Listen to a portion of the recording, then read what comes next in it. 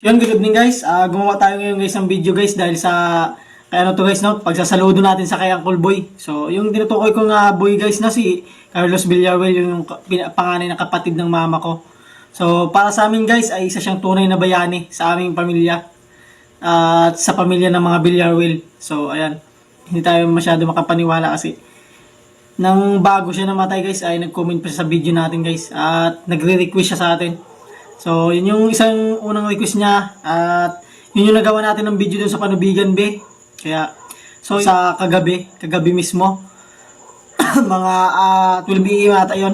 So, nagchat sa akin si Tita Linlin, na sabi niya wala daw si Uncle Boy. So, kaya tinanong ko si Tita kung sino ba yung tinutukoy niya na boy. Kasi hindi nga ako makapaniwala guys na si Uncle Boy ay mamatay. Kasi kung titingnan mo guys sa mga video niya ay sobrang lakas niya. Parang hindi ka panipaniwala ba na namatay si Uncle Boy sa ganung ganung iglap, ganung kabilis. So, kahit sino naman siguro guys no, na nakaka-chat mo yung uncle mo o tito mo tapos biglan lang namatay. So, parang parang hindi ka makapaniwala.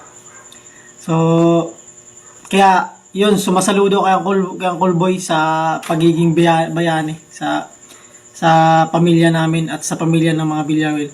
So, ito guys, may ipapakita ko sa inyo guys ng video guys no, kung saan siya nakaburol. Ito guys na video guys, ay request ko to kay Tita Linlin.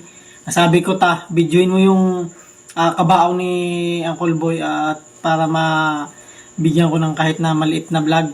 So, yun lang guys. At sumasaludo kay Uncle Boy. So, kaya saluduhan natin guys. So, yun guys no, kasi para sa akin guys ay si Uncle Boy guys ay isang tunay na bayani. At isang pinakamagaling na sundalo sa buong mundo guys. Yan yung paniniwala ko kay Uncle Boy. Kaya, so para kay Uncle Boy to guys, saludo kay Uncle Boy.